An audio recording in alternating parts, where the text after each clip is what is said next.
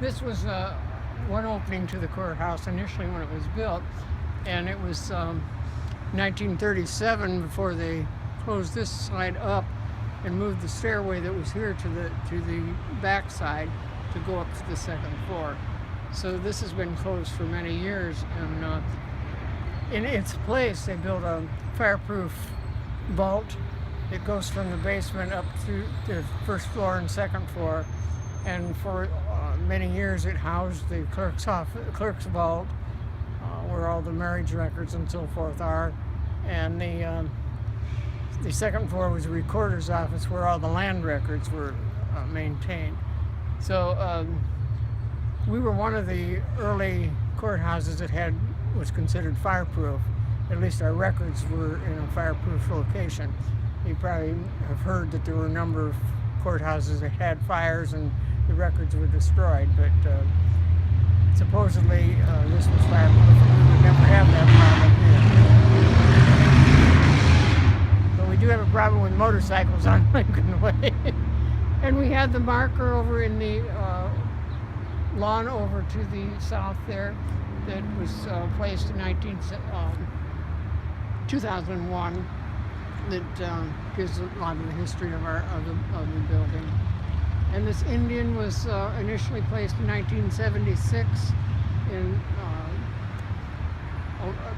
amidst a pool over on the west side of the building, and it remained there until several years ago when the county needed extra parking place, and so they made that into a parking lot and moved the Indian over here. It was sculpted by one of our well-known individuals, Howard DeMeyer, but it's in a good place now. A lot of people enjoy seeing it. It represents the early people in our county, the early Indians, because they played an important part in our history here too. On the side of the building are 45 what we refer to as argyles, and they were, I don't know how they were made. We found no record as to how they were sculpted, whether they were sculpted while on the ground and then placed on the building, or whether they were placed on the building and then sculpted. There's been no record found of that, but each one is different and interesting, and if you have spare time on a day, you can come around and see if you can count 45 of them. The couple inside the front door of the building.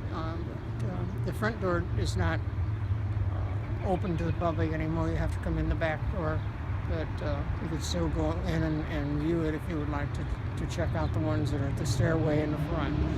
But this is probably the only, in fact I think it is the only red sandstone courthouse in the state of Indiana. I think most of the others are limestone, come from southern part of the state, which seems normal that you would utilize some of the things that are in your own state. But this was shipped in on Lake Michigan and across the lake to Michigan City, and then by railroad over here, placed on the grounds where they set up a steam drill of some kind. It was rather makeshift as we would think today, but then it was the best they could do, and they did a great job. And they cut all the stone, and I think it's a miracle the way they were able to do that. But we're very proud of our courthouse, and the cornerstone that is here on the northeast corner was laid the 30th of June, 1892. There were two other courthouses on this same location, one built in 1834. We became a county in 1832, and we had the first courthouse in 1834. They'd held court prior to that in people's houses, and that courthouse didn't last too long, and a new one was built. The second one was built in 1848, and that was strictly a courthouse. It didn't have the other offices like the clerks and that. There were separate buildings on either side of it that housed the other offices. It was actually a courthouse. So and that was here until this one was built in 1892. So it was here quite some time. And the cornerstone for that second one, as we've noticed, is in the wall in the interior of this courthouse. I don't know if there was a cornerstone. Maybe they didn't think of cornerstones when they built the 1834 one, because I don't know of any cornerstone or in any of our buildings really that were built that early. I don't think they put cornerstones. Maybe they just hadn't come up with the idea yet.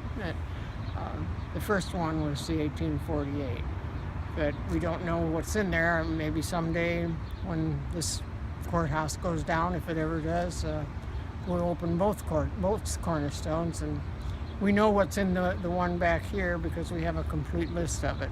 A lot of lists of it. They're printed and housed in every archives and every library and every place in the county, so that we'll always have a copy of that. But it's still interesting to look at some of the things that they did put in the cornerstone, particularly old newspapers and documents that will be a very interesting if and when they ever do probably open the cornerstone up.